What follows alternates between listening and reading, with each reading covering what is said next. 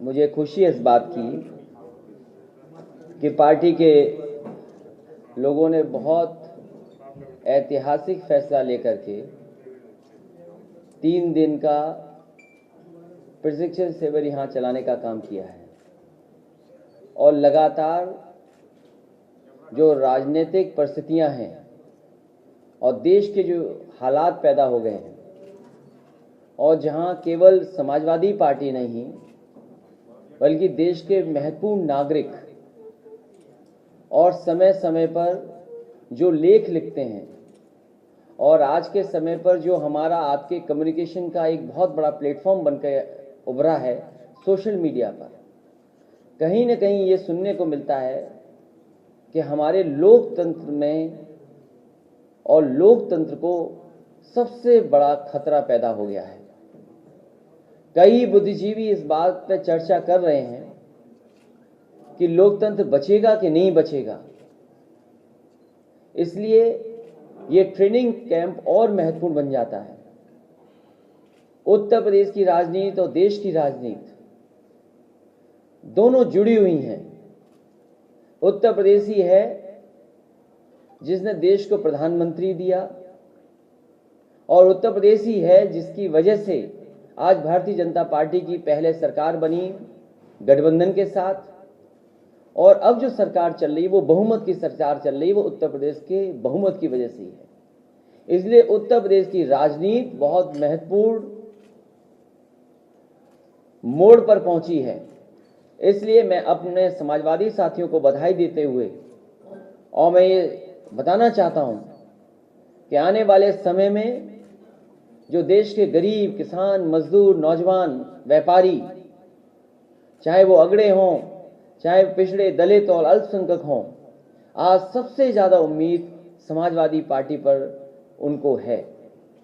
और अगर कोई है जो भारतीय जनता पार्टी का मुकाबला कर सकता है वो समाजवादी पार्टी है। इधर उत्तर प्रदेश के पांचों के 5 बजट हमने और आपने देख लिए। पांचों बजट में ऐसा लगता है कि भारतीय जनता पार्टी ने जो वादा किया था जनता को, जो उन्होंने संकल्प पत्र दिया था जनता के बीच में, अगर आज मुड़ करके देखें तो भारतीय जनता पार्टी देश की वो पार्टी होगी जिसने अपने ही संकल्प पत्र को भुला दिया। जो जो वादे संकल्प पत्र में किए गए थे, 5 बजट पूरे हो जाने के बाद और दिल्ली की सरकार का इतना बड़ा सहयोग होने के बाद आज संकल्प पत्र पूरा नहीं है उनका। और जिन लोगों ने ये कहा कि हम किसान की आमदनी दुगनी कर देंगे, हर भाषण में कहा, हर जगह जाकर के कहा, कोई जगह बची नहीं जहां पर इन्होंने कहा ना हो कि आमदनी दुगनी कर देंगे। और सोचिए वही दल के नेता, वही पार्टी ऐसा कानून लेकर के आई है कि आने वाले समय में किसान के लिए डेथ वारंट साबित होगा, जहां उनकी खेती लूटी जाएगी और वहीं बड़े बड़े उद्योगपतियों की नजर उनकी खेती पर होगी। भारतीय जनता पार्टी ये तर्क देती है कि जमीन को कोई खतरा नहीं है। मैं आपसे पूछना चाहता हूं, भारतीय जनता पार्टी ये बताए कि जब उनके खजाने में पैसा नहीं है तो भारत की एसेट्स क्यों बेची जा रही हैं, देश की कीमती कंपनी क्यों बेची जा रही है। आज ही से 2 दिन पहले मैंने अखबार में पढ़ा कि देश के प्रधानमंत्री जी ने कहा कि हमें अपनी कंपनियों की एसेट्स बेचना ही पड़ेगा और तभी जाकर के 2,05,000 करोड़ तैयार इकट्ठे होंगे। तो भारतीय जनता पार्टी ये बताए, जो घाटे में चली गई है सरकार, उस घाटा को पूरा करने के लिए कंपनियां बेच रहे हैं कि नहीं बेच रहे हैं। और कल को अगर किसान घाटे में चला जाएगा, क्या उद्योगपति उनकी जमीन छीन लेंगे कि नहीं छीन लेंगे। आज पूछिए, पूरे किसानों का धान लूट लिया गया, 1100, 1200, 900 रुपए में खरीद लिया गया, कहीं एमएसपी नहीं मिली। अभी खेतों में खड़ी है सरसों। हमें बताए भारतीय जनता पार्टी के लोग कि जो सरकारी एमएसपी तय है, क्या वो एमएसपी किसानों को मिलेगी कि नहीं मिलेगी सरसों की। और जिस तरीके से महंगाई बढ़ रही है, अब तो डीजल पेट्रोल कई हिस्सों में देश के 100 के ऊपर पहुंच गया है, 100 के करीब आ गया है। और वही जो गरीबों को सिलेंडर दिया था फ्री दे करके, और आज 1000 रुपया वसूल रहे ये लोग। फ्री का सपना दिखाया और आज 1000 रुपया लिया जा रहा है।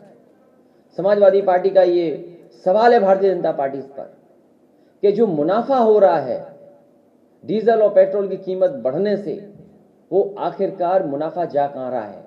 और याद रखिए, जिस समय डीजल पेट्रोल महंगा हो जाता है, महंगाई को कोई रोक नहीं सकता। इसलिए जहां महंगाई बढ़ रही है, खेती बर्बाद हो रही है, उद्योग लगने का नाम नहीं ले रहे हैं। मुझे याद है कि भारतीय जनता पार्टी के लोगों ने बहुत सपना दिखाया उत्तर प्रदेश की जनता को, कहा कि उनकी सरकार आएगी तो इन्वेस्टमेंट लाया जाएगा।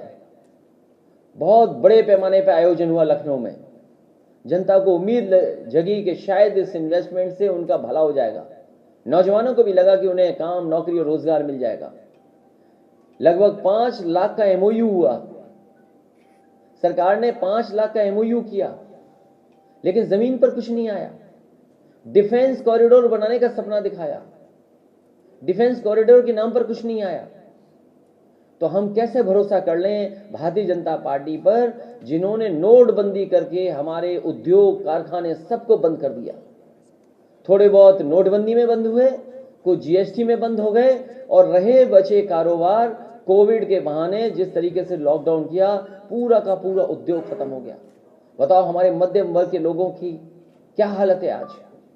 महंगाई के मारे वो सोच रहे हैं शहरों में रहते हुए कि हम खाएं क्या और बचाएं क्या। इस महंगाई ने हमारा आज खराब किया है, और जिस तरीके से हमारा रखा हुआ पैसा बैंकों में, उसकी जो इंटरेस्ट कम की है, उससे हमारा भविष्य भी खतरे में डाल दिया है। आप हिसाब किताब लगाइए, जब से बीजेपी आई है, हमारा जो जमा पैसा था, जो हमें इंटरेस्ट मिलता था एफडी पर, कितने % नीचे चला गया। जो सरकार देती थी, बैंकें देती थी। और आज मैंने अखबार में पढ़ा, कहा कि बैंकों को बड़ा बैंक बनाई जाएगी और सीवीसी की गाइडलाइंस को खत्म कर दिया जाएगा। सीवीसी से डरना नहीं चाहिए। सेंट्रल विजिलेंस कमीशन वो कहीं ना कहीं देखता है कि कोई निर्णय गलत तो नहीं हुआ, कहीं भ्रष्टाचार तो नहीं हो गया, कहीं फाइनेंशियल इरेगुलरिटी नहीं तो नहीं हुई। तो अगर सीवीसी खत्म कर रहे हैं, तो जो जिससे डर कहीं पाबंदी लग सकती थी, भारतीय जनता पार्टी आखिरकार क्यों ऐसा फैसला ले रही है? जहां खुद की कमी ना पकड़ी जाए, उसके लिए सीवीसी खत्म कर रहे हैं, और विपक्ष के लोगों के लिए ईडी और सीबीआई लगा रहे हैं।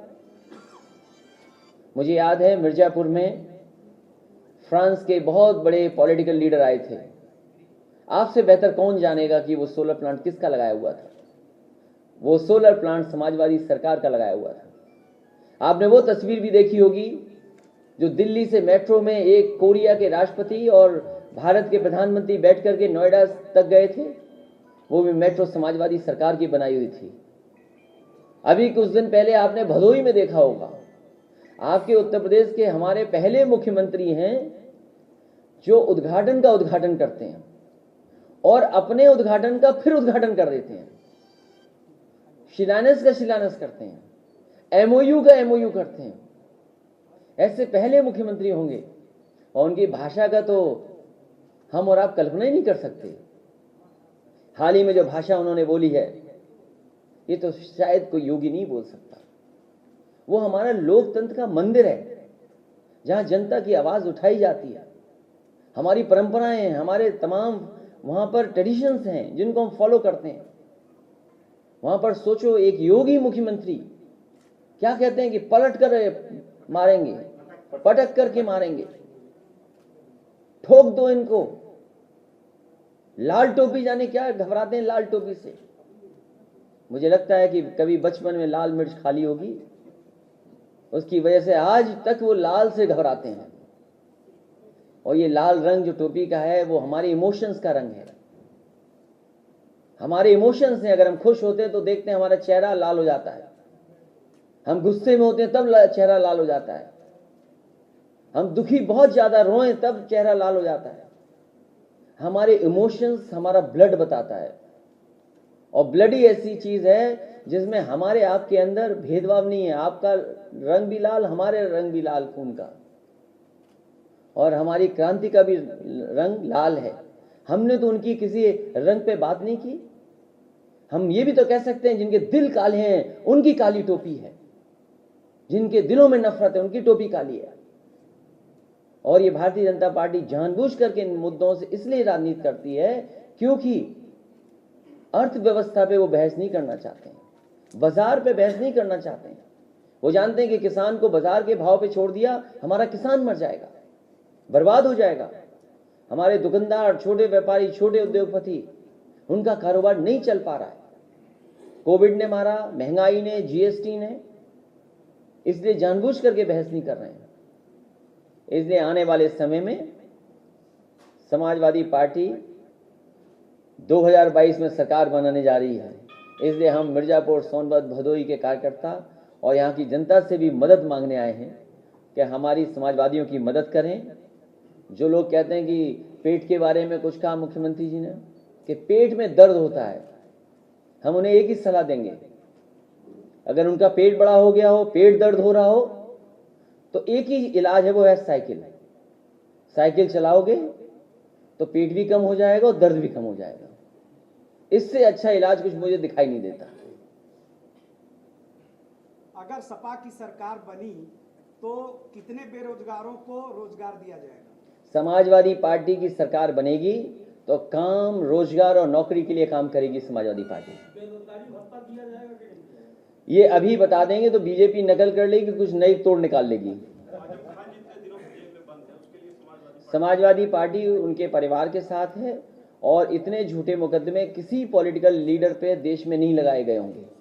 और केवल इसलिए मुकदमे लगाए हैं अधिकारियों ने कि एक अधिकारी को अपना स्टेट से यहाँ चाहिए था कि उनका एक्सटेंशन हो जाए, दूसरे अधिकारी क्योंकि भ्रष्टाचार में फंसे थे, उन्हें अपनी जान बचानी थी, इसलिए सरकार ने जानबूझ करके फंसाया। और भारतीय जनता पार्टी के बारे में आप सब जानते हो, मिर्जापुर का हमारा पत्रकार साथी जेल चला गया। किस लिए जेल चला गया? केवल उसने बता दिया कि मिड डे मील में न जाने क्या घोटाला हो रहा है, मुकदमा दर्ज हो गया। तेजस्वी यादव ने कहा, और कितना भागे हैं वो हमारा साथी जानता होगा जो हमसे मिला भी था। तेजस्वी यादव ने यहाँ जेल नहीं जा पाए, लेकिन प्रदेश में आप पता कर लो, तेजस्वी न जाने कितने पत्रकार जेल जा चुके हैं। और हमारा ये जो पत्रकार साथी है, उससे पूछो कितनी परेशानी आई होगी। बहुत परेशान हमारे साथियों ने नहीं किया। हाँ, 4 साल में इस सरकार ने क्या किया, क्या उपलब्धियां? 4 साल मत बोलिए, 5 बजट में इस सरकार ने उत्तर प्रदेश की जनता को धोखा दिया है। मुख्यमंत्री जी ये बताइए कि जैसे ईवीएम के रहते क्या समाजवादी पार्टी 2022 में सरकार बनाने की परिकल्पना कर सकती है? समाजवादी पार्टी ने लैपटॉप दिए भी हैं। नहीं, ईवीएम की बात हम करें। उस टेक्नोलॉजी को हम समझते भी हैं। और आप में से जितने लोग बैठे हैं, आपके मोहल्ले में आसपास कहीं ना कहीं समाजवादी पार्टी का अभी भी लैपटॉप चल रहा होगा। और जब ऑन करते होगे तो हमारी और नेताजी की तस्वीर आपको दिखाई देती होगी। वो इसलिए दिखाई देती है क्योंकि समाजवादी सरकार थी तो हमारी सेटिंग थी। ये 10 लाख नौकरी का तो वादा, इसलिए ईवीएम को हराने के लिए ही ये ट्रेनिंग कैंप चल रहा है हमारा। ट्रेनिंग कैंप हमारा इसीलिए चल रहा है कि चुनाव ईवीएम से भी हो तो हराएंगे। और जैसी समाजवादी सरकार आएगी, ईवीएम को हटाने के लिए सबसे बड़ी लड़ाई समाजवादी लोग लड़ेंगे। इस बार इतना वोट डालेंगे क्योंकि वोट हमारा ज्यादा है। समाजवादी पार्टी नेम चेंजर होगी या गेम चेंजर होगी? समाजवादी पार्टी अगली सरकार बना करके पूरे के पूरे उत्तर प्रदेश का गेम चेंज कर देगी। लोकल समाजवादी पार्टी के कार्यकर्ताओं को मिर्जापुर की पुलिस फंसा रही है, कभी हत्या में, कभी ये जिलाधिकारी वो ही हैं, हाथरस वाले, आप जानते होंगे। और पुलिस के लोग ये करते ही हैं जानबूझ करके मुकदमा फंसाने लगाना। समाजवादी पार्टी इस किसान आंदोलन में समाजवादी पार्टी के कार्यकर्ताओं पर 10,000 मुकदमे लगे हैं और हम पे भी मुकदमा है इसी का, वैश्विक महामारी का। हम पे एक मुकदमा नहीं जिंदगी में, पहला मुकदमा दर्ज कर रही सरकार। और जो मुख्यमंत्री हैं उन पे न जाने कौन कौन सी धाराओं के मुकदमे थे और खुद वापस ले लिए उन्होंने। इसलिए ये ठोको नीति से चलाना चाहते हैं किसी का सम्मान नहीं कर रहे हैं, चाहे वो पॉलिटिकल लोग हों, चाहे पॉलिटिकल वर्कर हों। आपने बड़े काम किए हैं। जयंती है, आप भी बनारस में रहेंगे, प्रियंका गांधी भी बनारस में, बीजेपी के कई बड़े लीडर हैं। दलित वोट बैंक, क्या वो मंदिर जाना वहां पर क्या आने वाला विधानसभा चुनाव में एक वोट बैंक के नजरिए से देखा जा रहा है, क्योंकि सभी पार्टियां एक साथ एक जगह पे पहुंच रही हैं और बनारस में पहुंच रही हैं, क्योंकि बनारस एक पूर्वांचल का गढ़ भी माना जाता है, प्रधानमंत्री नरेंद्र मोदी का गढ़ है। तो क्या आप मानते हैं कि ये गढ़ नहीं है, आ गए हैं यहाँ। और दूसरी बात है, संत रविदास जी के उनके काम, उनके सिद्धांत, उनके आदर्शों पे बहुत सारे लोग चलते हैं, बहुत सारे लोग विचार किसी दूसरे तरीके से भी देखते हैं, लेकिन लगातार हर पॉलिटिकल पार्टी के लोग पहले भी जाते रहे हैं, क्योंकि उत्तर प्रदेश में चुनाव करीब है, इसलिए आप लोग भी बड़ी सावधानी से देख रहे हैं।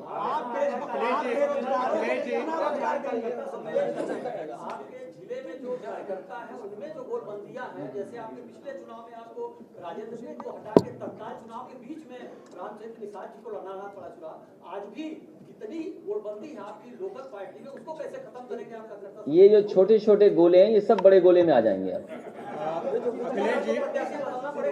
नहीं, आप बात नहीं समझे। ये जो छोटे छोटे गोले बने, एक बड़ा गोला बना देंगे, उसी के अंदर सब आ जाएंगे। ये सरकार के लिए सब एक होने जा रहे हैं, क्योंकि आज किसान दुखी है। अभी मैंने सड़क पे पूछा किसानों को, मैंने कहा हाथ जोड़ के पूछा कि बताओ और महंगाई बढ़ाना चाहते हो? बोले इस बार सुपड़ा साफ कर देंगे। सोचिए आप, क्या आप कल्पना कर सकते थे कि डीजल पेट्रोल 100 रुपए के करीब पहुंच जाएगा? आपका ये सिलेंडर जो है उज्ज्वला के नाम पर आपने दे दिया सिलेंडर सबको। धर्मेंद्र प्रधान जी का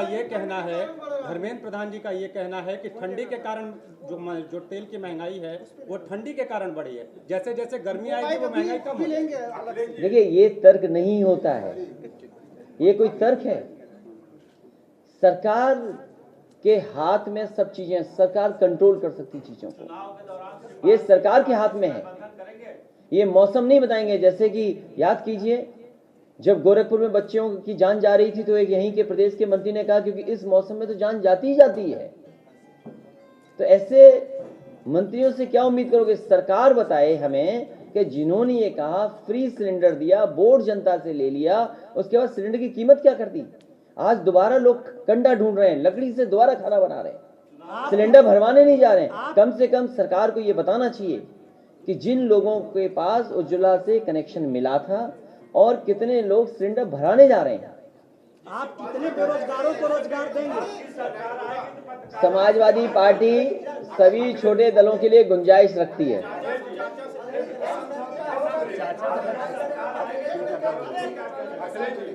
ऐसा है कि आपने कहा 5 बजट हुआ और जो भी सरकार होती है उसमें अगर सशक्त विपक्ष नहीं है तो इसका मतलब सरकार सही ढंग से काम नहीं करती। जब आपकी सर्वदलीय बैठक होती है, अभी बजट भी हुआ, पत्रकारों के लिए यहाँ तक जो वैक्सीन जिसे कहते हैं उसके लिए भी पत्रकारों को पत्र देना पड़ा मिर्जापुर में, और कुछ नहीं हुआ। तो आप इस मतलब पार्टी के लोगों ने कुछ बोला नहीं, उस पर टिप्पणी किया नहीं, हर चीज पे बजट पर आपने टिप्पणी किया सभी अखबारों में, लेकिन पत्रकारों के लिए कुछ नहीं किया। तो सरकार आप ऐसा करिए, एक विशेष पैकेज आपको दिया जाएगा। अच्छा नहीं, अरे नहीं, अभी एक और बचा है कि एक बीट नहीं, मैं समझ गया बात को, मैं पूरा आपके लिए मैं बात समझ गया हूँ। जिस भावना से आप कह रहे हो, हम आपकी भावना से जुड़ते हैं। अच्छा, दूसरा एक मिनट, क्योंकि एक बहन, मुझे याद है, इस बहन को लैपटॉप मिला था सरकार में, और फिर लैपटॉप लाई है कि नहीं लाई हो? क्या बेच दिया? अच्छा, घर रखा है। अच्छा नहीं, अरे मैं तो चाहता था लैपटॉप होता। ऊपर इधर से आ जाओ, ये लैपटॉप नहीं है इनके पास। नहीं, पैर मत छुओ बेटा, बस यहीं खड़े हो। मुझे याद है, अच्छा बैठ जाओ, कोई बात नहीं। हाँ इंद्रजीत जी, आप कुर्सी बढ़ा लो क्या? मैं माता जी एक मिनट जो है उधर, एक कुर्सी में उनको ही बढ़ा देना माता जी, उधर से आ जाए। मुझे याद है, और आप में से किसी ने अखबार में छापा होगा, मुझे नहीं पता कि किस अखबार में छपा था, लेकिन सरकार मेरी थी तो चुनाव के दौरान इस बेटी को लैपटॉप मिला था, और लैपटॉप मिलने के बाद कुछ अधिकारियों ने या किसी की शिकायत पर इसका लैपटॉप ले लिया था। तो जो अखबार में खबर छपी थी वो ये छपी थी, क्योंकि इस बेटी से लैपटॉप ले लिया गया इसलिए इसने खाना नहीं खाया था। तो मैं उस पत्रकार साथी को धन्यवाद देना चाहता हूं जिसने ये खबर छापी थी आज। उस पत्रकार साथी को मैं धन्यवाद देना चाहता हूं कि जिन्होंने ये खबर छापी थी। उसी दिन एक हमारी ऑफिस में अधिकारी थे, तो मैंने उनसे कहा कि इस बेटी को कहीं से भी हमारी तरफ से एक लैपटॉप पहुंचाओ, तो मैंने तुरंत इस बेटी को लैपटॉप पहुंचाया था। तो क्योंकि कभी मैं इधर नहीं आ पाया था, मिल नहीं पाया था, इसलिए इस बहन को मैंने बुलाया। लेकिन आज वो लैपटॉप नहीं लाई हैं। कितने बेरोजगारों को आप रोजगार एक मिनट रुक जाओ। तो मैं पत्रकार साथी को भी धन्यवाद देता हूं और इस बेटी को भी बधाई देता हूं कि उम्मीद है कि वो पढ़ाई कर रही होंगी और उससे पढ़ेंगे भी। और आने वाले समय में नौजवानों को मैं कहना चाहता हूं कि समाजवादी पार्टी की ऐसी योजना रुकने वाली नहीं है, चलेगी। और उसी लैपटॉप से ITI कर रही हैं। अखिलेश जी, एक प्रश्न ITI। और यही नहीं कि समाजवादी पार्टी कम से कम लोगों की मदद करती थी। याद होगा वो बुजुर्ग हमारे जो दूध लेके जा रहे थे अपना कारोबार करने और नाव पलट गई तो उन्होंने बच्चों को बचाया था। और जब आपने खबर छापी तो सरकार से मदद हुई थी। इसीलिए मैं कहता हूं जो योगी वही होता है जो दूसरे का दुख अपना दुख समझे। अभी रुक जाओ, ये बड़ी लड़ाई है। तो जो योगी वही होता है जो अपना दुख या दूसरे का दुख अपना दुख समझे। आप सोचिए कैसा है आजकल माहौल। सदन में जो भाषा बोली जा रही है इस लोकतंत्र में, क्या ये भाषा की उम्मीद कोई कर सकता था? इसलिए पत्रकार साथियों से मेरा निवेदन है कि जहां समाजवादी लोग लोकतंत्र को बचाने में आगे लड़ाई लड़ रहे हैं, आप लोग भी सहयोग करिए और हमारी मदद करिए।